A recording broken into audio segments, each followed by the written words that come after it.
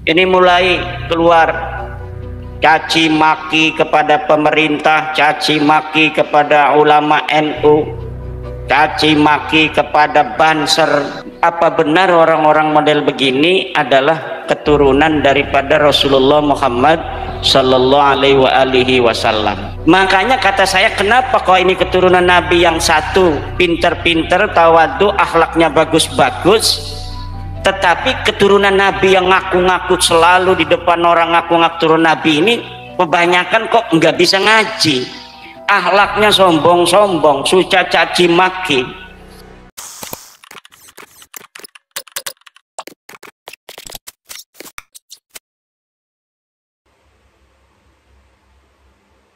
Warahmatullahi wabarakatuh. Alhamdulillah, salatan wassalaman ala rasulillah, amma ba'du. Bahwa di Indonesia sejak tahun 1832 ada orang-orang dari Yaman datang, marga As-Segaf Al-Habsyi Al-Idrus bin Syihab bin Yahya bin Smith, itu seperti leluhurnya Habib Rizik, Habib Bahar, Habib Topik Segaf, Habib Lutfi bin Yahya. Mereka leluhurnya datang ke Indonesia mengaku sebagai keturunan Nabi besar Muhammad sallallahu alaihi wasallam. Kiai-kiai kita dulu husnudon, karena pada waktu itu jumlah mereka tidak terlalu banyak dan yang ada itu akhlaknya masih bagus-bagus. Ama kiai itu luar biasa cium tangannya, luar biasa menghormatinya. Akhirnya dengan berjalannya waktu sampai tahun 2015-an ini mulai keluar caci maki kepada pemerintah, caci maki kepada ulama NU, caci maki kepada Banser, caci maki kepada ketua Ansor. Kemudian saya di dalam hati ragu, apa benar orang-orang model begini adalah keturunan daripada Rasulullah Muhammad sallallahu alaihi wasallam. Tapi waktu itu saya tidak ada sedikit pun terlintas ingin meneliti. Di hati ada keraguan, tapi saya menggunakan metodologi menasehati. Saya bikin video bahasa Arab agar tidak dipahami orang, untuk menasehati para kabib-kabib ini bahwa seyogianya kepada para orang-orang yang mengaku dirinya keturunan Nabi, agar anak-anaknya tidak diberitahu bahwa mereka keturunan Nabi, agar tidak sombong. Itu masih ada videonya di YouTube Islam Aktual TV.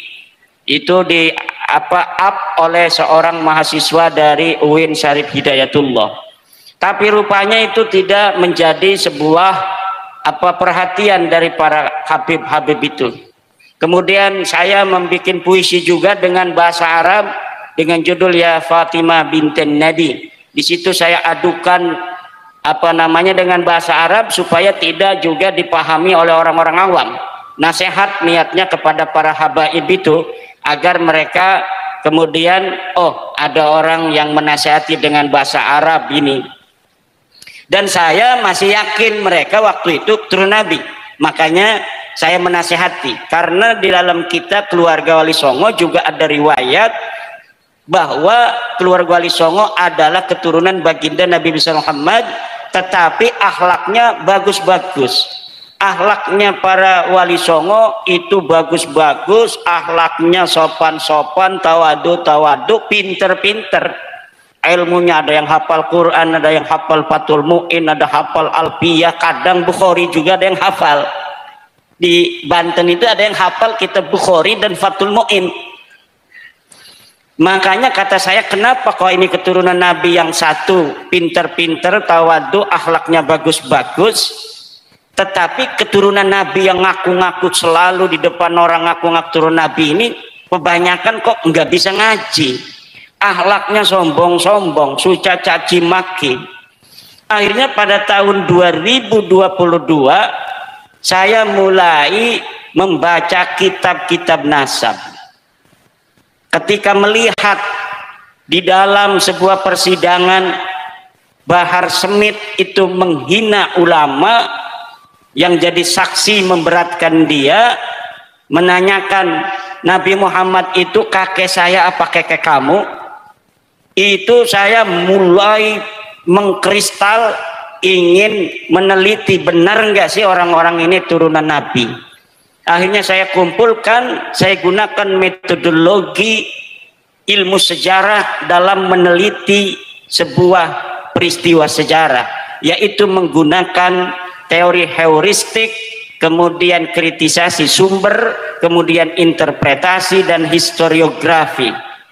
Dari heuristik itu saya kumpulkan kitab-kitab yang bicara tentang nasab-nasab keturunan Nabi Muhammad SAW, dari mulai abad ke-4, ke-5, ke-6, ke-7, ke-8, ke-9 sampai abad ke-14 Syamsul Zahirah.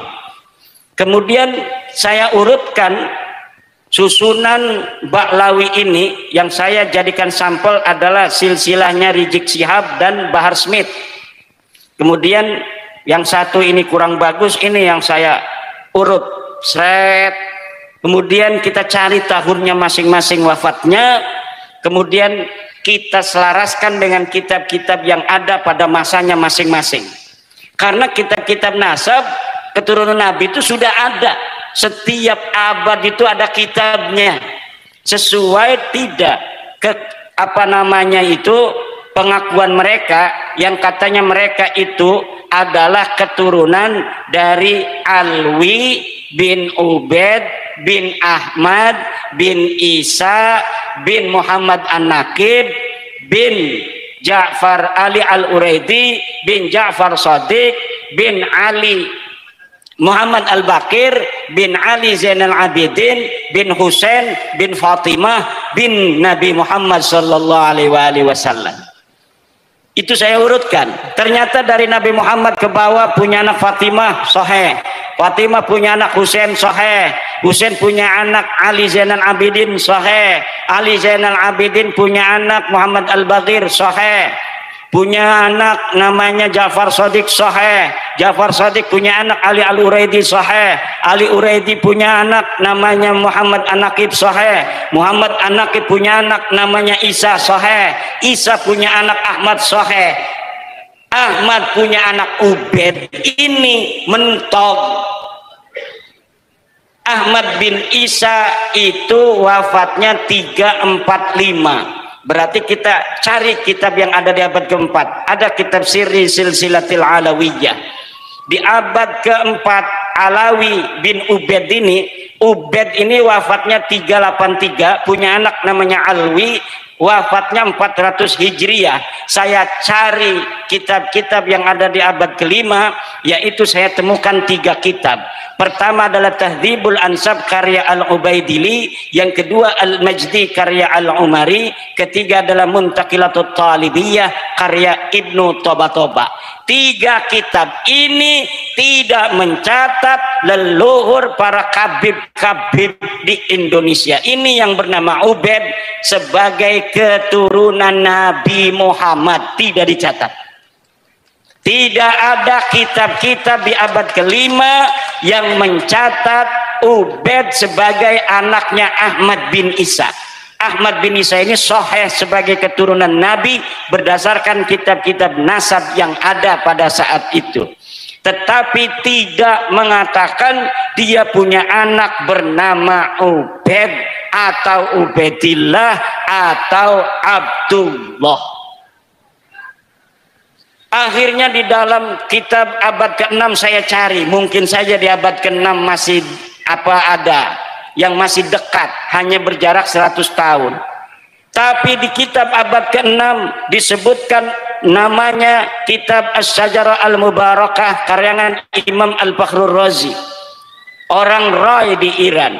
Sedangkan Ahmad bin Isa ini anak-anaknya ada di Roy Iran. Imam Fakhrur Razi yang hidup di Iran di Roy itu bertetangga dengan anaknya Ahmad bin Isa dari jalur Muhammad bin Ahmad bin Isa. Nanya-nanya, berapa anaknya kakek kamu Ahmad bin Isa? 3. Pertama Muhammad, Ali, Husain. Tidak ada anak bernama Ubaidillah, tidak punya cucu namanya Alwi. Abad ke-6 rungkad. Laka sing nyatet dheweke turun Nabi. Abad ke-7 ditemukan kitab Al-Fahri. Apakah betul itu keluarga Kabib itu ditulis di abad ke-7 yang namanya Alwi, Ali punya anak namanya Muhammad, Muhammad punya anak namanya Alwi lagi. Kan mereka ada di abad ke-6. Apakah ditulis sebagai turun Nabi? Tidak. Abad ke-6 kitab Al-Fahri, kitab As-Sajalah Mubarakah. Kemudian abad ke-7 kitab Al-Fahri, abad ke-8 kitab Al-Asili. Tidak ada satupun yang mencatat keluarga Kabib ini keturunannya ke atas leluhurnya itu sebagai keturunan Nabi. Teu aya alias ora ono. Abad ke-7 ke-8 rungkan. Abad 9 Ibnu Inabah mengarang kitab Umdatut Talib Al-Kubra. Di dalam kitab itu mencatat nama Ahmad bin Isa dan anaknya. Tidak ada nama Ubaid dicatat sebagai anak Ahmad. Tidak ada Ubaid, Alwi, Muhammad, Sohib Mirbat, Paki Mukhaddam dicatat pada abad ke-9 sebagai keturunan baginda Nabi. 550 tahun sejak wafatnya Ahmad bin Isa 345 sampai kemudian keluarga Ba'lawi ini leluhurnya Rizik Syihab mencatat di dalam kitabnya sendiri namanya Al-Burqatul Musyiqah 895 Hijriah bahwa dia keturunan Nabi dari jalur Ahmad bin Isa yang wafat 345 itu. Jadi ada kekosongan riwayat, kekosongan dalil selama 550 tahun.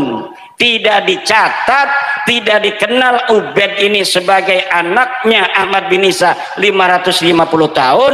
Setelah 550 tahun baru mereka mencatat nama diri mereka sebagai keturunan Nabi.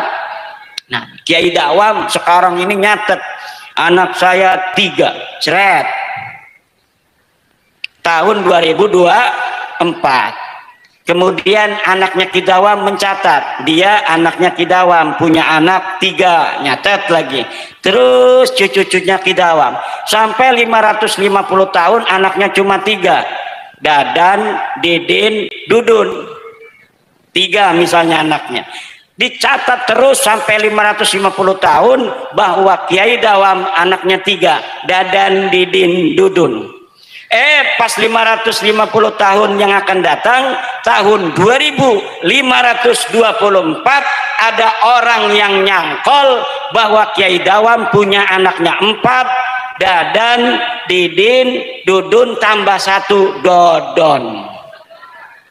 Lah iki kira-kira adanya Dodon yang diaku oleh anaknya Dodon, keturunannya si Dodon enggak? Yang ada 500 tahun lagi bahwa saya juga keturunan dari Kiai Dawam. Dulunya Kiai Dawam ini adalah ketua PCNU Kabupaten Kebumen.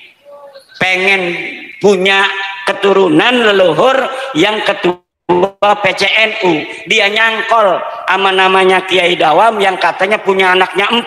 Padahal di kitab-kitab lainnya keturunan Kiai Dawam nulisnya selama 550 tahun setiap generasi anak butuh buyut jangka wareng kerepek balung udah gantung siwur itu semuanya nyatet anaknya Kiai Dawam cuma 3 Dadan, Didin, Dodon. Tidak ada anaknya bernama Dadan, Didin, Dudun. Tidak ada anaknya bernama Dodon. Maka adanya Dodon ini palsu apa asli?